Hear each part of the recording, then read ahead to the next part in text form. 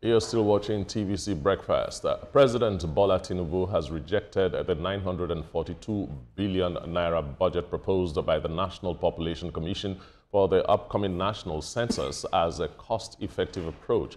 President Tinubu recommended using National Youth Service Corps members to handle the exercise, reducing personnel expenses. He also directed the establishment of a committee to reassess the budget and align it with the government's financial realities. The special advisor to the President on Information and Strategy, Bayo Nanuga, disclosed that President Tinubu expressed his commitment to conducting a fresh census in the country, charting a definite path forward. Nigeria's last census was conducted in 2006, with repeated delays preventing subsequent exercises. Joining us in the studio this morning for this conversation is retired head of UNFPA Lagos Sub-Office, Dr. Omolaso Omosehin. You're welcome to the program, sir. Good morning to you. Good morning. Now, the very first question anybody will ask is 900+ billion. How does that sound to you? Yeah, definitely sounds crazy. But then, you see, when you look at the cost of census all over the world, it's very, very expensive. Even if we start from the last credible census we had, 2006, we spent close to about $266 million. Oops. Now, when you convert, well, although most of that was donations from European countries and other partners. Now, when you convert that to Naira, you know, using the exchange rate in 2006, it comes about 300+ billion Naira. Now, if you use the conversion rate of today, it comes to about maybe about 900 something billion Naira. Now, compare that also with census elsewhere. Now, if you look at the census conducted in, I think, 2020 in the United States of America, it costed them about $42 billion. Now, per capita, comes to about $14.2 per person. Look at what was done in India in 2021. Per capita, for their census, was about $3.2 per person. For Nigeria, using this figure that has been presented, it comes to about 3.05. So you see that it's expensive.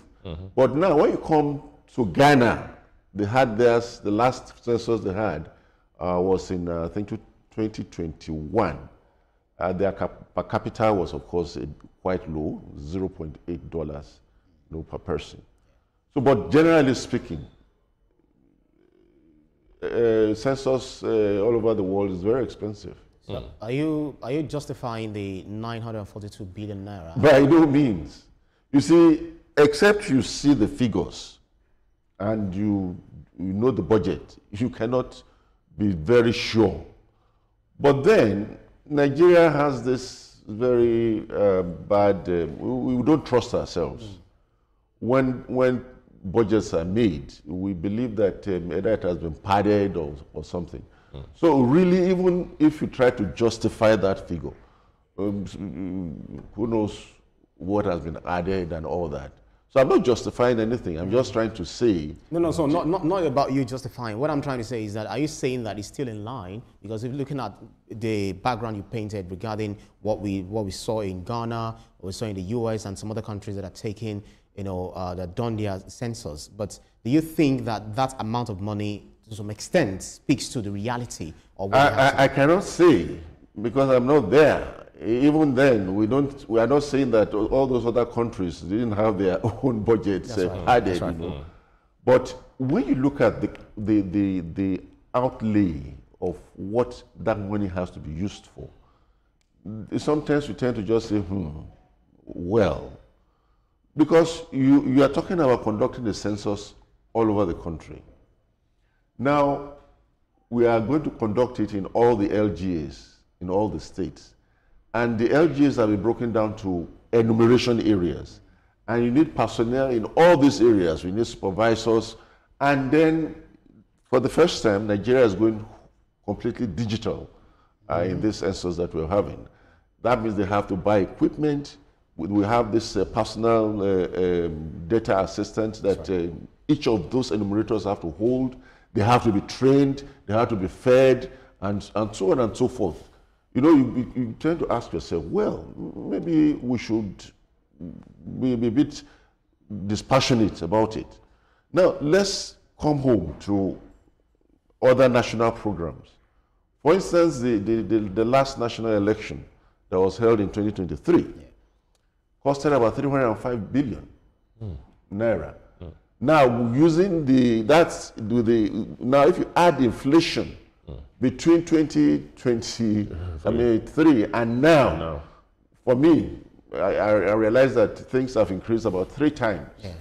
So if you multiply that budget, 305 billion, which INEC gave us, by 3, that comes to about 900 billion.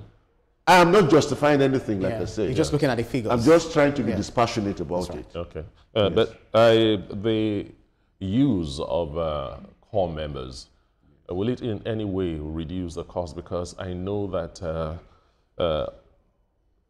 doing a census comes with humongous logistics. So will using youth core members actually reduce the cost as we all think right now? I believe it should, if they are not going to be paid their daily allowance. Because the daily allowance alone, I think, is about, I'm not sure, the last figure I saw was about 12,000 naira per day, which is quite small if you look at it. But if they are not going to be given that, that's a lot removed from the budget already. Like I said, I don't believe there will be less than 2 individuals per enumeration area. The number of enumeration areas, I don't believe it's less than 3,000.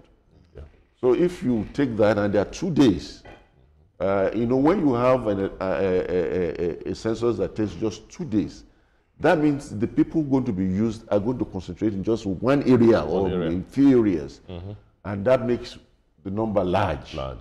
So if core members are used, I believe it will reduce the cost, especially if they're not going to be paid their daily allowance. But is it possible that they will need transport, they will need to eat, and all that?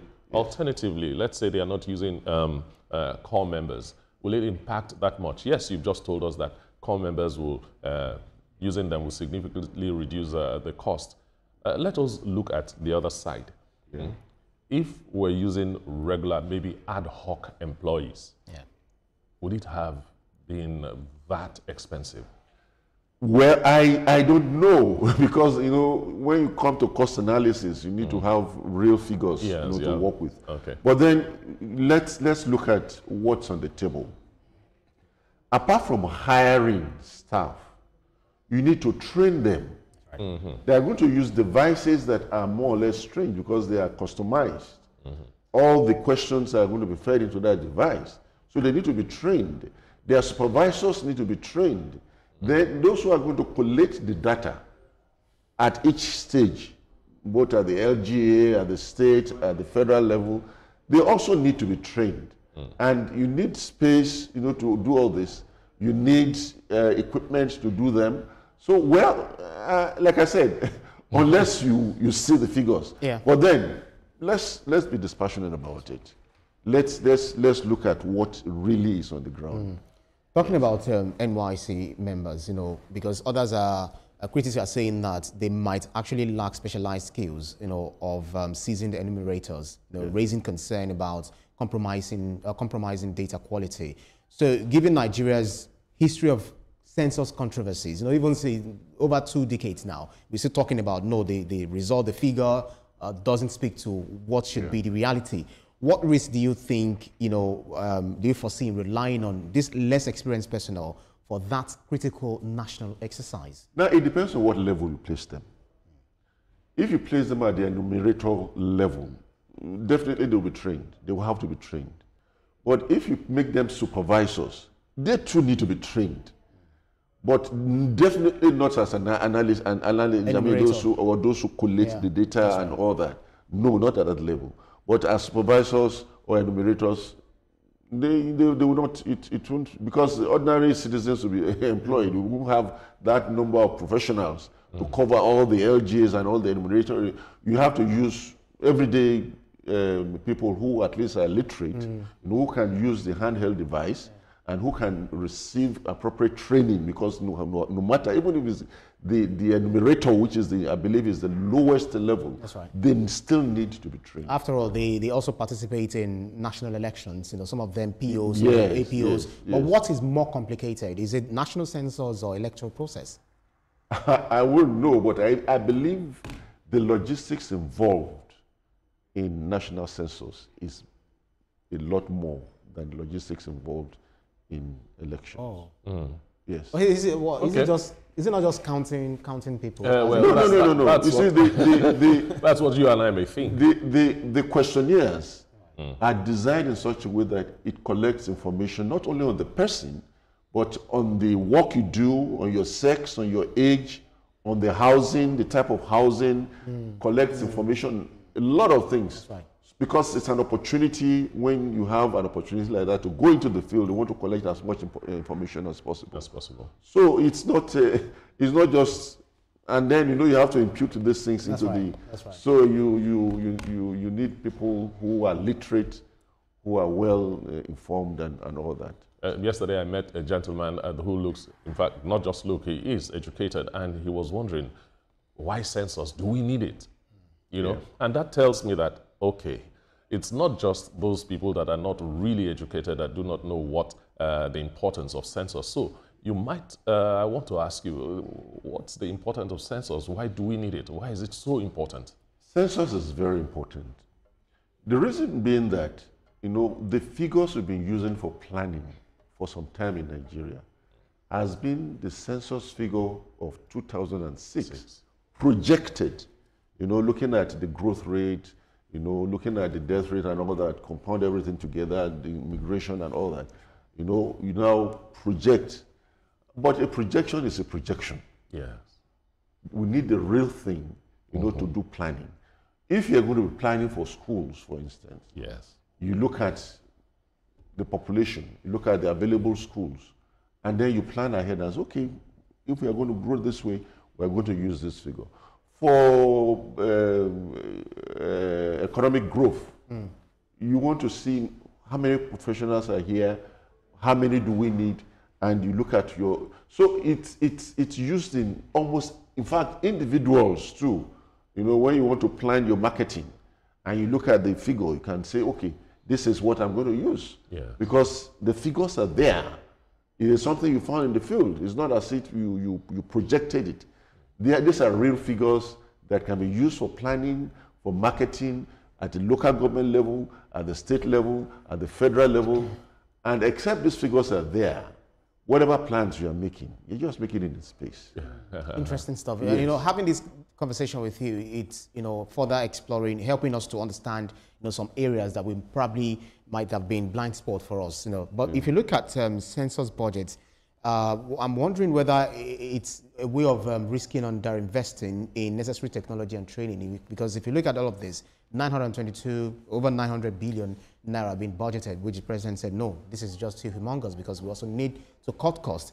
How do you think the government can then strike a balance? Because they will need to buy equipment and all of that. So how do you think they need to strike a balance between fiscal prudence and need for comprehensive, reliable data collection?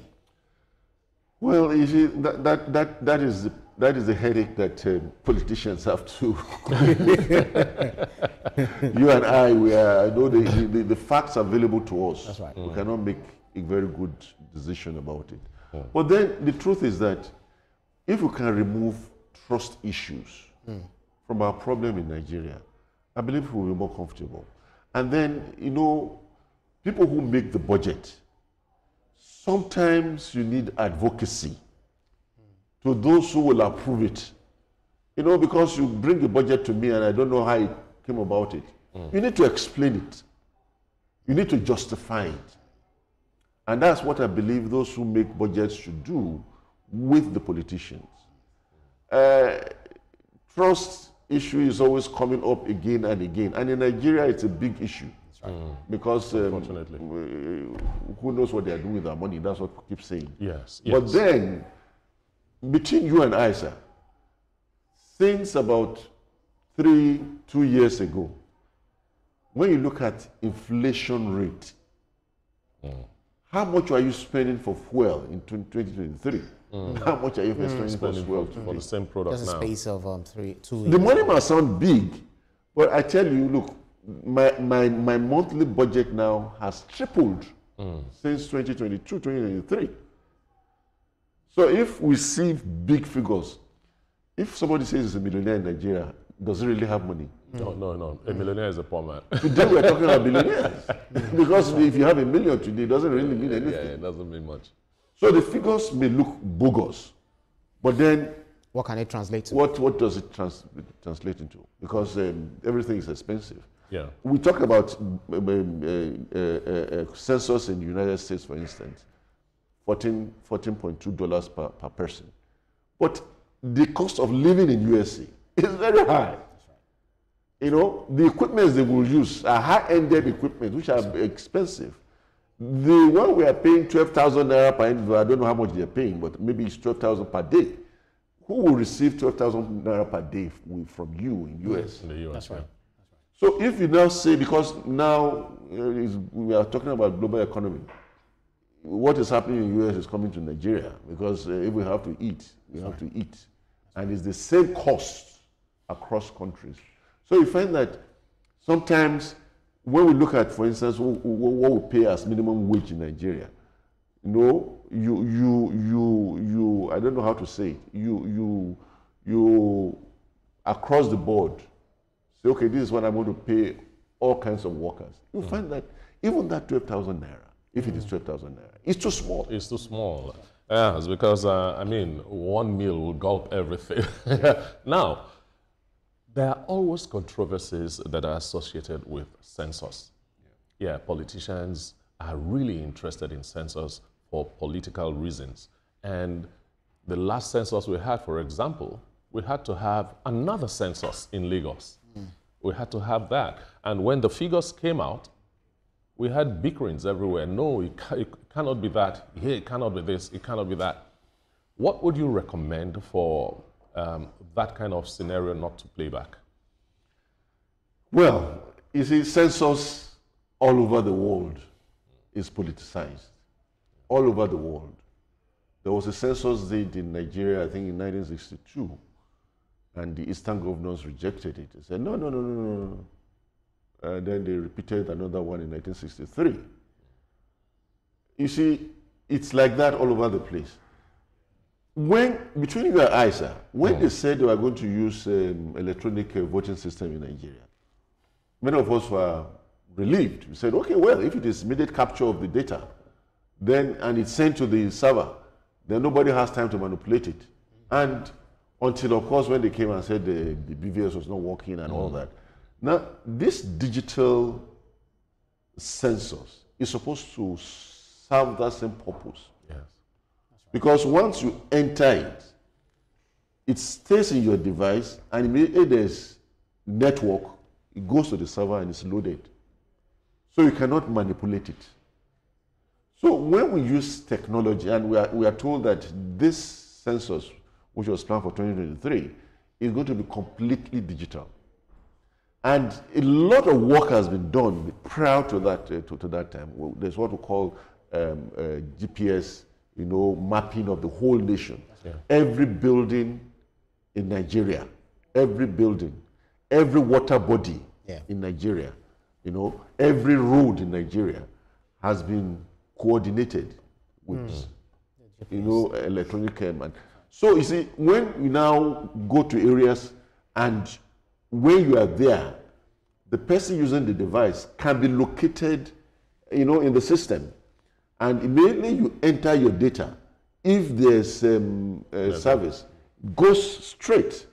So if that system is used and is not manipulated, because anything can be manipulated, if it is used and is not manipulated, then we should have a more credible census. So interesting stuff. I believe that, other challenges, because certainly there will always be challenges. One of it is the security situation that Nigeria is currently grappling with, the Sahelian borders, where we have influx of firearms and all of that, kidnapping, etc. Just name them. So how do you think we can navigate that? Do you not feel that that might mitigate against credible data collection at the end of the day? Yeah, that has always been an issue. Even then, the date that was fixed before, I don't know whether they're still going to go on with those dates, March 28 and April 2nd, are so close to elections in some states. Mm-hmm. And I believe because of that, because we know the history of elections in Nigeria, you know, you do the elections, there's, you know, unrest and all that. It is an issue. But I believe the National Population Commission should also be thinking of that and coordinating with the security organs to make sure that that is not an issue. I think should be top on the agenda. Because I don't think they will let enumerators go into places where they are open to attacks. Kidnapping. But those who have left there, those who have been displaced, who are in the what do we call this camp, IDP camps, what do you think they can do? Because just like you said, they need to also capture your data vis-a-vis your context, your location, so that they will have a proper data. So how do you think that can also be? Well, there's nothing you can do about that. That's where they are at the time when they are being counted. Then they are counted there. And that's why we also advocate that for those who are politically inclined, there's no point going to your state to be counted. If you live most of your life in Lagos, why do you need to go to those states to be counted? Because the data they would use for Lagos will include you and whatever you do in Lagos. If you go to Ondo State, that figure is useless to them. So wherever you are captured. And you know, when things like this happen, there's a way it is projected. That's right. Because you also want to know where their permanent address is and all that in the data that is collected. And this can be projected onto the state where they come from. And then, of course, the community where they live. So I want to take it for granted that you have seen the breakdown of the budget. If that is the case, could you educate us? I have not seen it. Okay. But then, you see, there are some very pertinent things that you expect to see in a budget like that. I was trying to make a presentation earlier on, but I apparently didn't get my message. Now, there is a planning, coordination, and logistics at the top level. Yeah. There is personnel costs at the federal, at the state, at the LGAs, at the wards, at the enumeration areas. And this personnel cost includes hiring, logistics, training, and others. There is the cost of, materials you use in the office, stationaries, barrels, and all the rest of them. Cost of equipment, that's humongous in itself. Oh yeah. Because if you are going to give 3,000 people handheld equipment, and of course you will not just buy 3,000, you have to buy some extra. In case, Then you have the pre-census, because whatever you have planned has to be tested. And they will go to the field and test it. They've done that, they've done it twice, and they did it all the 36 states plus the federal capital territory, and I think 148 LGAs. It was done twice. Those you have to cost that as well. Then, of course, collation is another cost. And then after the census, you need to bring all the data together, you need to clean up and all that, and then publish. These things cost money. It's a whole lot of just listening to what you're saying gives me an idea of what we're talking about, and also wants to make me see why they brought a budget of over 900 billion, because we're not talking little money here. When we talk about equipment, apart from the handheld devices that will buy cars too. Yeah, definitely. Definitely. Okay. So where does that leave us? Let's say the budget is cut down to a cost where the National Population Commission feels that, look, this is just not enough for us to do this census, what next? Well, unfortunately for Nigeria, at this time, you know, in the past we used to have a lot of donors supporting us when we do census. For this particular census, Canada has tried a lot. The GIS and all that, they more or less sponsored it. But now that many of the traditional donors are pulling back, US, for instance, is pulling back in aid. UK recently announced that they are cutting down their aid, you know, by a large percentage so that they can fund their security budget. So it means that if they don't get what they want, the buffer that we usually get from donors, which is not coming in, I don't know how they're going to do it. I think the best thing is to monitor the use of these funds so that there will not be diversion, there will not be waste and all that. And then, of course, with good monitoring and monitoring with a lot of acumen, we believe we can save some costs. But apart from that, I don't know what we can do. Absolutely. Oh, thank you very much, Mr. Omolaso Omosehin. I hope I pronounced it right. Thank you. You've really educated us and the viewers on these census issues. We want to thank you very much, sir. Thank you very much. Yeah. All right. Still to come on TVC Breakfast, we'll be analyzing the condition